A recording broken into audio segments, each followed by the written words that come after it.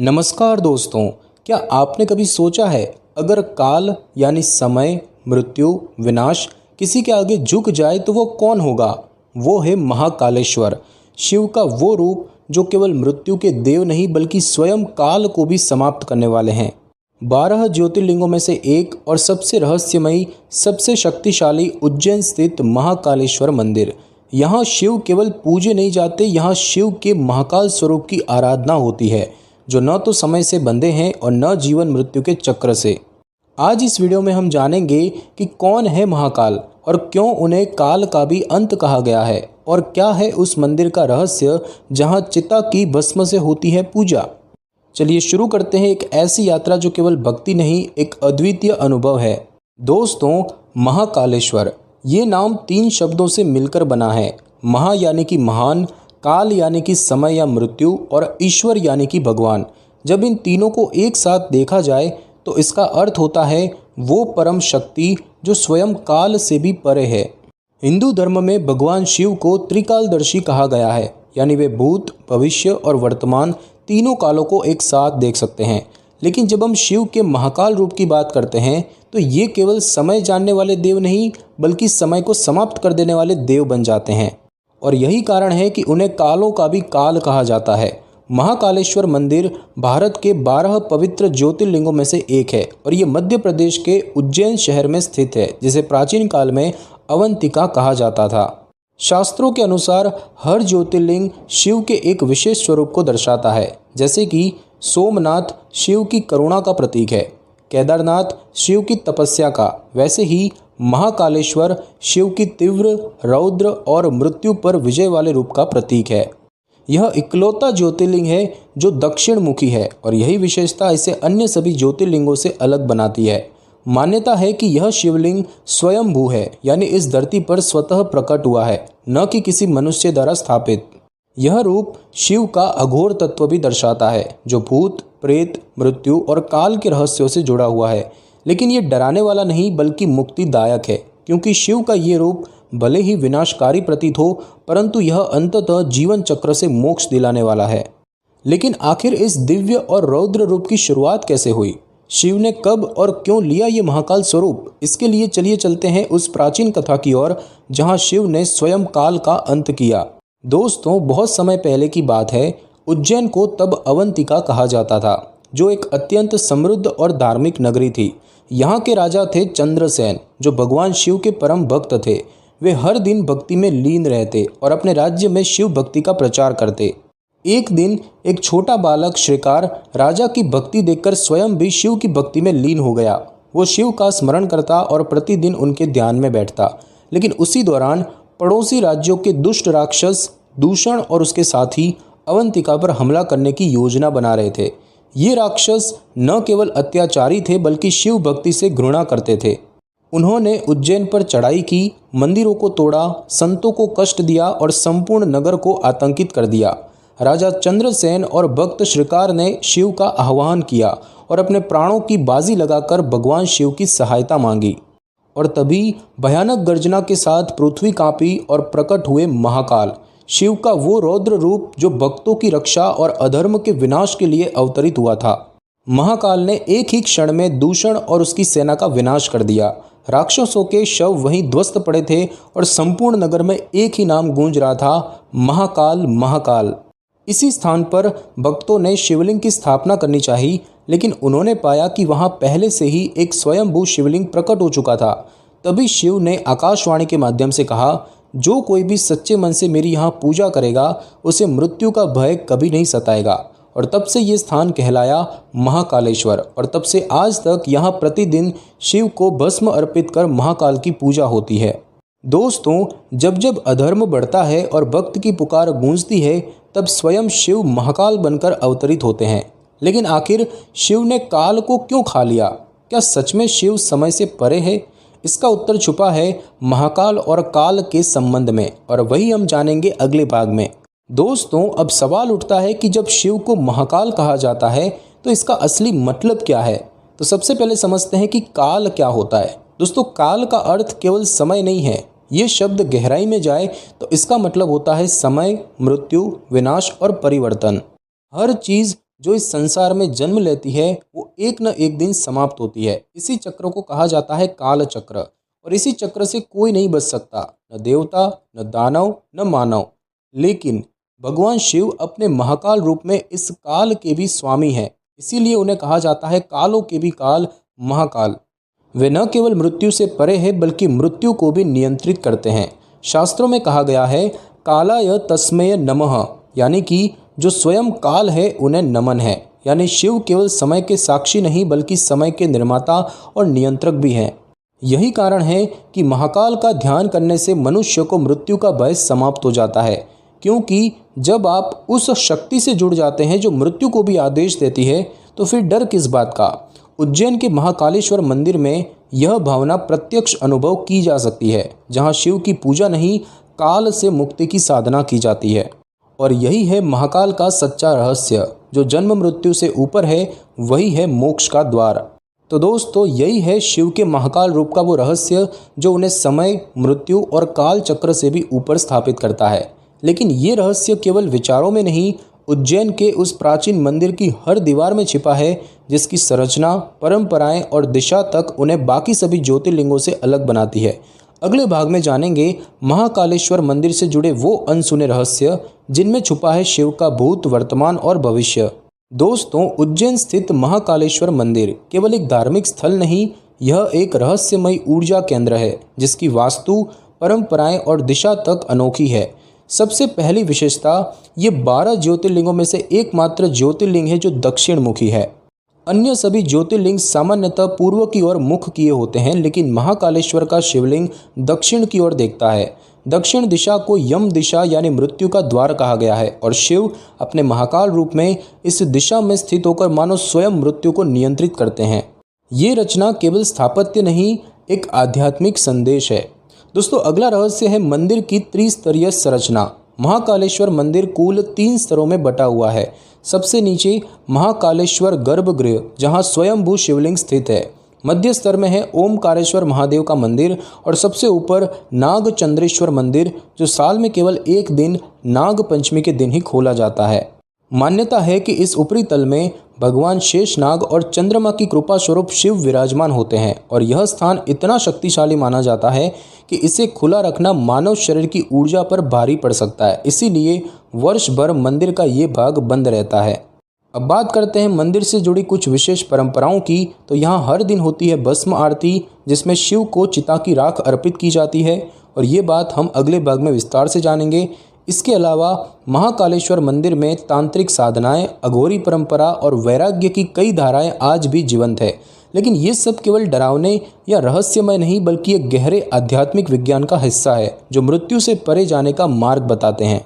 तो दोस्तों, महाकालेश्वर मंदिर की ये अद्भुत संरचना और दक्षिण दिशा में उसका स्वरूप केवल ईंट और पत्थर नहीं, एक चेतना है जो हर भक्त को मृत्यु से परे जाने का रास्ता दिखाती है। और अब हम जानेंगे उस एकमात्र आरती के बारे में जो मृत्यु की राख से होती है और जो दुनिया में कहीं और नहीं होती। चलिए अगला भाग शुरू करते हैं, भस्म आरती का रहस्य। दोस्तों, सुबह का समय, सूरज की पहली किरण भी नहीं फूटी होती, और तब उज्जैन के महाकालेश्वर मंदिर में एक ऐसी आरती की तैयारी होती है जो पूरी दुनिया में एकमात्र है। इसे कहते हैं भस्म आरती। यह आरती प्रतिदिन तड़के सुबह 4 बजे होती है, और इसमें भगवान शिव को चिता की भस्म यानी राख अर्पित की जाती है। ये बात सुनकर बहुतों को आश्चर्य होता है, परंतु यही महाकाल का वास्तविक स्वरूप है, जो मृत्यु को नकारता नहीं, उसे अपनाकर मोक्ष का द्वार खोलता है।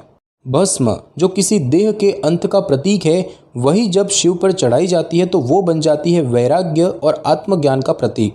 ये परंपरा बताती है कि जीवन नश्वर है और अंततः सब कुछ राख ही बन जाता है। इसीलिए जो मृत्यु से नहीं डरता वही जीवन को असली रूप में जान पाता है। महाकाल को भस्म अर्पित करने से ये भाव जागृत होता है कि मैं भी नश्वर हूँ, परंतु मेरी आत्मा अजर है। इस आरती में घंटों पहले से भीड़ उमड़ने लगती है, लेकिन ध्यान रहे, भस्म आरती में भाग लेने के सख्त नियम हैं। दोस्तों, महाकाल की भस्म आरती में शामिल होने के लिए कुछ पारंपरिक नियम हैं। पुरुषों को केवल धोती और अंग वस्त्र पहनकर ही प्रवेश मिलता है, जबकि महिलाएं साड़ी या सलवार कमीज के साथ सिर ढककर ही आरती में शामिल होती है। और जब शिवलिंग पर भस्म चढ़ाई जाती है, तब महिलाओं को आरती कक्ष में प्रवेश की अनुमति नहीं होती। यह किसी भेदभाव का नियम नहीं बल्कि एक पुरातन परंपरा है जो श्रद्धा, ऊर्जा संतुलन और तांत्रिक विधियों पर आधारित है। इस आरती में तांत्रिक साधक, नागा साधु और अघोरी परंपरा के लोग भी भाग लेते हैं।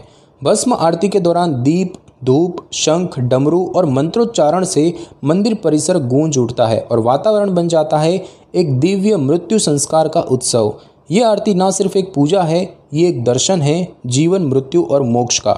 दोस्तों, यहाँ पर एक बात ध्यान देने योग्य ये है कि आजकल चिता की भस्म का उपयोग पूजनीय राख के रूप में किया जाता है, जिसे मंदिर प्रबंध समिति शुद्ध और परंपरागत विधि से तैयार करवाती है, जिससे श्रद्धा बनी रहे और कानून का पालन भी हो।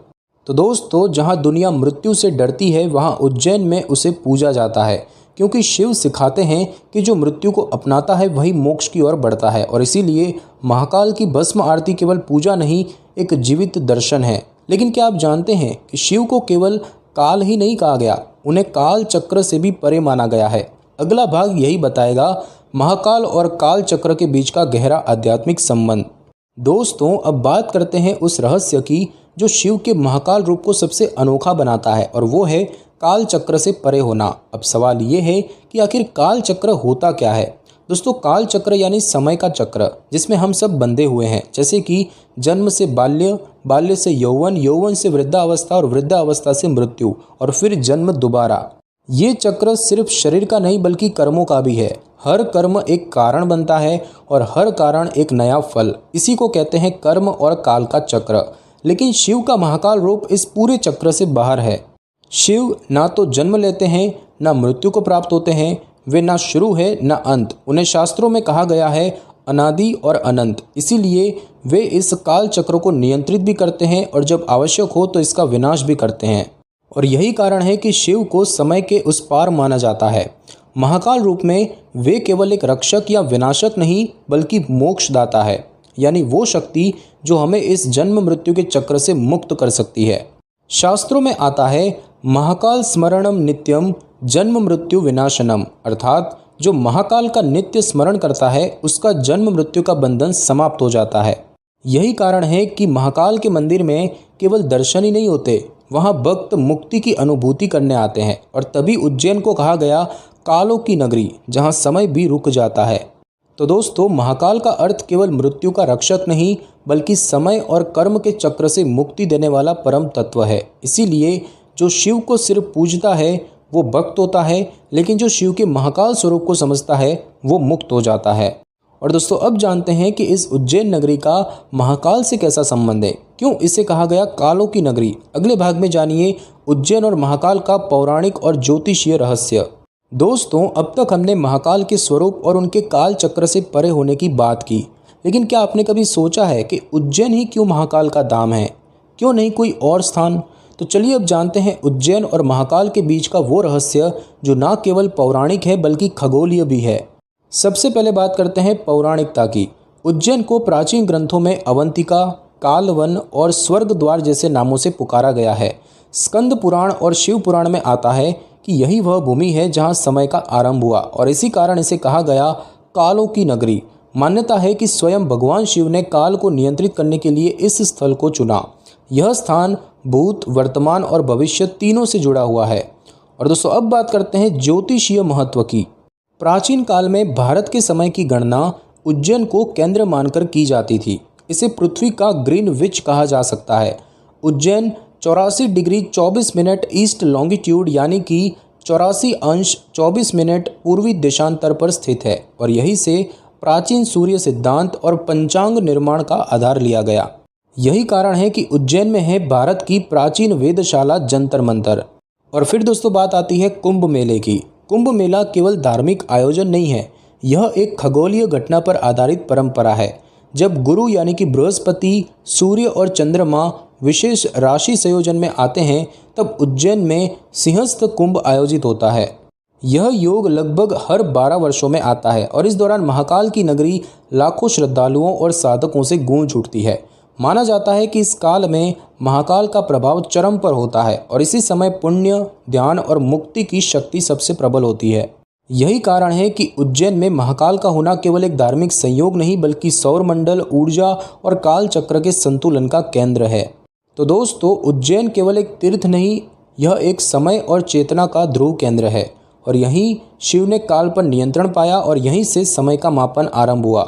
जब सृष्टि के गणित और अध्यात्म का मेल होता है तो जन्म लेता है महाकाल का धाम उज्जैन। लेकिन अब प्रश्न ये है कि क्या केवल दर्शन ही पर्याप्त है या जरूरी है उस श्रद्धा और भक्ति की बात करना जो महाकाल से जुड़ने का सबसे सरल मार्ग है। आइए अगला भाग जानते हैं महाकाल की भक्ति और श्रद्धा का रहस्य। दोस्तों, महाकाल केवल एक मंदिर में विराजमान भगवान नहीं है, वो एक अनुभूति है, एक अदृश्य सुरक्षा का एहसास है। कई लोग सोचते हैं कि बस दर्शन कर लेने से पुण्य मिल जाएगा, लेकिन महाकाल के साथ संबंध केवल दर्शन का नहीं बल्कि भक्ति और समर्पण का होता है। उनके दरबार में न तो आपकी जाति पूछी जाती है, ना धन वैभव, ना उम्र। वहाँ सिर्फ एक बात मायने रखती है, आपका मन महाकाल में कितना लीन है। महाकाल की भक्ति में ना कोई नियम की सीमा है, ना कोई स्थान की दूरी। जहाँ श्रद्धा है वहीं महाकाल की उपस्थिति है। ये भक्ति केवल मंत्रों या फूलों की नहीं, ये एक आंतरिक समर्पण है जहाँ आप खुद को समय, मृत्यु, अहंकार से मुक्त मानकर उनके चरणों में अर्पण करते हैं। और जब कोई शिव को महाकाल कहकर पुकारता है तो वो सिर्फ नाम नहीं लेता, वो अपने हर डर से लड़ने का संकल्प लेता है। महाकाल की भक्ति का यही सबसे बड़ा रहस्य है। ये हमें मृत्यु से नहीं बचाती बल्कि मृत्यु के भय से मुक्त करती है। और यही कारण है कि महाकाल भक्तों के लिए केवल देव नहीं, जीवन का आधार है। और तभी जब कोई भक्त हर हर महादेव या जय महाकाल कहता है तो वह केवल उद्घोष नहीं करता, वह अपने भीतर की सारी चिंताओं, सीमाओं और अज्ञान को जला देता है। और यही है सच्ची भक्ति, जहां आप शिव को नहीं ढूंढते, आप खुद को शिव में ढूंढ लेते हैं। तो दोस्तों, महाकाल से रिश्ता मंदिर की दीवारों में नहीं, वो तो आपके दिल की दीवारों में बसता है। जब आप शिव को डर से नहीं, प्रेम से पुकारते हैं तो शिव सिर्फ सुनते नहीं, स्वयं आपके भीतर उतर जाते हैं। लेकिन अब सवाल है कि क्या सिर्फ नाम लेने से सब पूर्ण हो जाता है या शिव को जानने के लिए चाहिए साक्षात्कार। आइए अगले और अंतिम भाग में जानते हैं महाकाल का दर्शन कैसे बदले हमारे जीवन को। तो दोस्तों, हमने इस यात्रा में जाना कि महाकाल केवल एक मंदिर का नाम नहीं, वो एक चेतना है, एक ऐसा दिव्य स्पंदन जो समय, मृत्यु और भ्रम से परे है।